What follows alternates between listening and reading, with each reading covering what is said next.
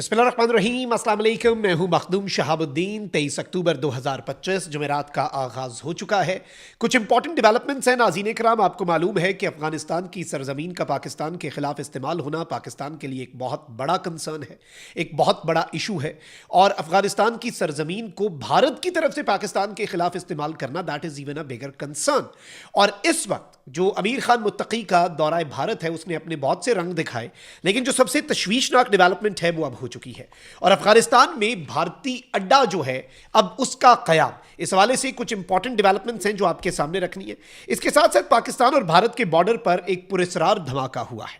और आपको ये मालूम होना चाहिए कि दिवाली की सेलिब्रेशंस के दौरान इंडियन आर्मी चीफ से लेकर नरेंद्र मोदी से लेकर राजनाथ, इन सब ने पाकिस्तान के खिलाफ सिंदूर 2.0 जो है वो करने की धमकी दी। इसके साथ ये टू फ्रंट वॉर जो है वो भी पाकिस्तान के खिलाफ बाज़ाब्ता तौर पर मुसल्लत करने का मंसूबा रखते हैं।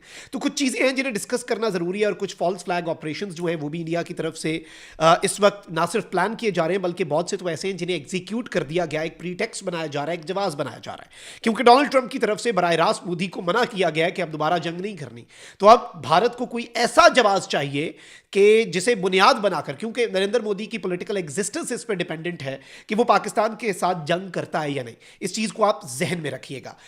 मैं सारी डिटेल्स रखता हूं, लेकिन उससे पहले अगर अभी तक आपने इस वीडियो को लाइक नहीं किया तो लाइक जरूर कर दें। कमेंट सेक्शन में पाकिस्तान जिंदाबाद का नारा जरूर लिखिएगा। और जिन लोगों ने चैनल को सब्सक्राइब नहीं किया उनसे मेरी यह दरखास्त होगी कि चैनल को भी लाजमी सब्सक्राइब कर लें।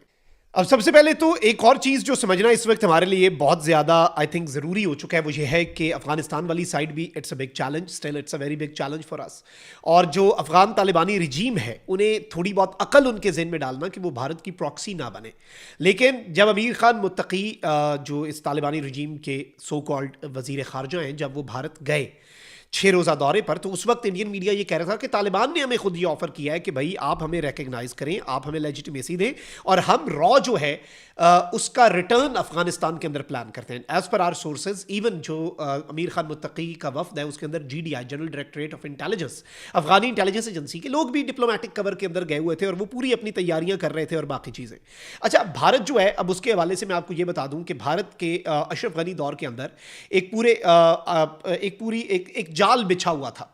ये जाल किस चीज़ का था? ये जाल था बेसिकली जो कॉन्सुलेट्स हैं, नाम निहाद कॉन्सुलेट्स हैं, जो कि डिप्लोमेटिक कवर के अंदर पाकिस्तान की सरजमीन के खिलाफ यूज़ होने वाले टेररिस्ट एलिमेंट्स को एम्पावर करते थे, डिप्लोमेटिक कम्युनिटी का फ़ायदा उठाते हुए उनकी फंडिंग करते थे, ऑल ऑफ दैट।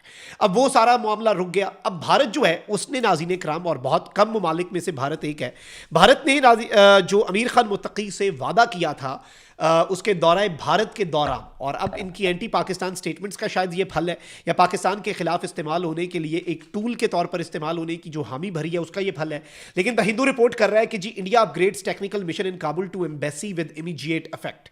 यानी इनकी गवर्नमेंट को कोई रिकग्नाइज नहीं करता, और जो ममालिक हैं उनके वहां पर जो डिप्लोमेटिक मिशन हैं उन्हें वो एम्बेसी भी नहीं कहते क्योंकि इन्हें फुल स्टेटस नहीं दिया गया। लेकिन अब इंडिया ने कहा है कि हमारा जो टेक्निकल मिशन, जिसका हमने नाम दिया हुआ है जिसे टेक्निकल मिशन का काबुल में इमीडिएट इफेक्ट, राइट अवे, वो अब एक एम्बेसी है।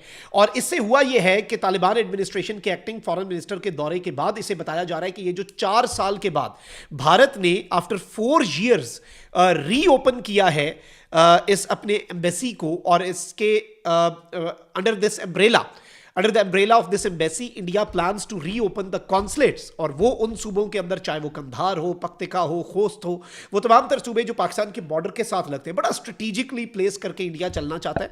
एंड खैर पाकिस्तान ने एक मैसेज दे दिया हुआ है कि वो सूबे जो हैं वो पाकिस्तान के निशाने पर हैं, वो सारे एरियाज। तो भारत को वैसे, और रॉ को अफगानिस्तान में री एंटर होने से पहले पाकिस्तान ने यह मैसेज दे दिया कि भाई एम्बेसी तक रहोगे तो फिर तो तुम लोगों को कुछ नहीं होगा, लेकिन अगर तुम्हारे ऑपरेटिव्स TTP के साथ कोई बातचीत करेंगे, उनके साथ मिलकर काम कर रहे होंगे, डिप्लोमेटिक कवर में तुम अपने रॉ के ऑपरेटिव्स को भेजोगे तो, और उन पर एयर स्ट्राइक्स हो सकती हैं। अफगानिस्तान गैर महफूज है, अफगानिस्तान के अंदर दहशतगर्दों के ठिकाने, let's rephrase it that way, क्योंकि हमारी ना तो अफगान हुकूमत के साथ दुश्मनी है उस वक्त तक जब तक वो दहशतगर्दों की सहूलतकारी नहीं करते, और भारत के आलाकार बन के पाकिस्तान के खिलाफ अपनी सरजमीन इस्तेमाल नहीं होने देते। अगर ऐसा होता है तो फिर हमारा अफगान तालिबान के साथ और या तालिबानी रजीम के साथ कोई फड्डा नहीं है, और अफगानिस्तान की आवाम के साथ तो बिल्कुल भी नहीं है। तो इस सब के अंदर जो सबसे अहम तरीन नुकता है, जो काबिल फ़िक्र बात है, वो ये है कि पाकिस्तान के अटैक से अफगानिस्तान की सरजमीन पर TTP BLA के ठिकाने गैर महफूज हैं। ये मैसेज तो खैर पाकिस्तान ने दे दिया है, लेकिन इस चीज़ को आप याद रखिएगा कि भारत की एम्बेसी का काबुल में खुलना, ये इसे आप फुल फ्लेज तरीके से ये कह लें कि कोवर्ट ऑपरेशंस के लिए हॉस्टाइल इंटेलिजेंस एजेंसी जो है भारत की रॉ, जो पाकिस्तान के अंदर दहशतगर्दी करवाती है, पाकिस्तान का ये मौक़िफ़ रहा है, पाकिस्तान इस हवाले से सबूत इंटरनेशनल मीडिया को देता रहा है और पूरी दुनिया के सामने कुलभूषण यादव से लेकर आज के दिन तक इररिफ्यूटेबल एविडेंस है। स्पेसिफिकली BLA तो है ही इनका ब्रेन चाइल्ड फितनल हिंदुस्तान, और जो TTP या फितनल खवारिज उनकी भी ये अब सरपरस्ती करते हैं। नूर वली जैसा नाम निहाद मुफ्ती फतवा देता है कि एक इस्लामी मुल्क के खिलाफ मुशरिक मुल्क यानी भारत से मदद लेना इस्लाम की रूह से जायज़ है। मतलब आप इनकी ऑडेसिटी देखें। खैर यही खारजियों की निशानियां भी हैं जिन पर ये पूरे उतरते हैं। बट जो इंपॉर्टेंट चीज़ है, जो समझने वाली बात है आपके लिए और मेरे लिए, वो ये है कि भारत की जो एम्बेसी है ये दर हकीकत एम्बेसी नहीं है, ये खुफिया ऑपरेशंस के लिए एक अड्डा है। इसे आप कह सकते हैं कि ये भारत अपना एक अड्डा खोलने जा रहा है, पाकिस्तान को इस साइड से टफ टाइम देने के लिए, पाकिस्तान को इस साइड से बाज़ाब्ता तौर पर तंग करने के लिए, पाकिस्तान को इस साइड से ज़रा मसरूफ़ रखने के लिए, क्योंकि डायरेक्ट वॉर जो होती है उसमें तो भारत है जो वो बिल्कुल भी किसी भी तरह से आई थिंक कि पाकिस्तान का मुकाबला नहीं कर सकता, और इसीलिए अब इंडिया के लिए मुश्किलात भी बढ़ती जा रही है। और वो चाहता है कि पाकिस्तान को 2 फ्रंट भी नहीं बल्कि 2.5 फ्रंट्स जो हैं वो क्या क्या है, अफगानिस्तान की रजीम, भारत की हुकूमत और इन बिटवीन ये जो TTP और BLA जैसे दहशतगर्द एलिमेंट्स हैं। तो भारत 2.5 फ्रंट्स पाकिस्तान के खिलाफ खोलना चाहता है और उसे लगता है कि शायद अगर वो ये कर ले तो उसका कुछ ना कुछ बन जाए।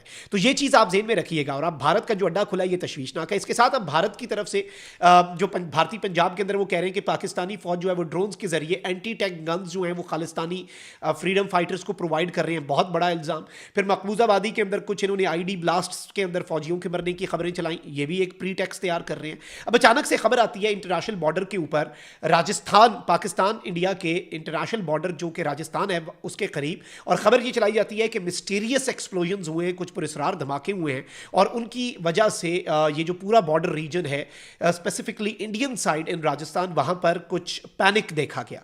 और शुरू में अच्छी खासी यहां पर चीजें चली, लेकिन अब सबसे अहम तरीन चीज यह है नाज़रीन कराम के खबर ये बताई गई है और कश्मीर मीडिया सर्विस इसे रिपोर्ट कर रहा है, राजस्थान की जैसलमेर डिस्ट्रिक्ट जो है जो कि इंडिया पाकिस्तान बॉर्डर के करीब है, वहां पर पैनिक फैला आवाम के अंदर, क्योंकि एक मार्बल फैक्ट्री जो है राजस्थान स्टेट इंडस्ट्रियल डेवलपमेंट और इन्वेस्टमेंट कॉरपोरेशन एरिया के अंदर, वहां पर एक धमाका हुआ। कश्मीर मीडिया सर्विस के मुताबिक एक लाउड ब्लास्ट हुआ, वर्कर्स और नियर बाय रेजिडेंट्स जो हैं वो डरे, और इनिशियली इन्हें लगा कि शायद दिवाली के फायर क्रैकर्स हैं, लेकिन जब इंस्पेक्ट किया तो इन्हें रूफ के अंदर एक होल नजर आया, यानी छत के अंदर एक सुराख, और स्मॉल फायर जो है यानी एक छोटी आग जो है वो इस साइड पे लगी। और भी बताया ये जाता है कि एक मेटालिक ऑब्जेक्ट जो है जिस पे शेल था मार्क्ड 51 mm और ILLGC जिसके साथ एक पैराशूट थी, वो यहां पर करीब थी। अब देखते ही हैं कि ये मामला क्या, लेकिन ये कहते हैं कि पुलिस ने फौरी तौर पर कार्डन ऑफ कर लिया और इंडियन आर्मी को बुला लिया गया फॉर इन्वेस्टिगेशन, और ये मिलिट्री इल्यूमिनेशन शेल हो सकता है या कुछ मजीद चीजें हो सकती हैं, इसका ओरिजिन कंफर्म हो रहा है।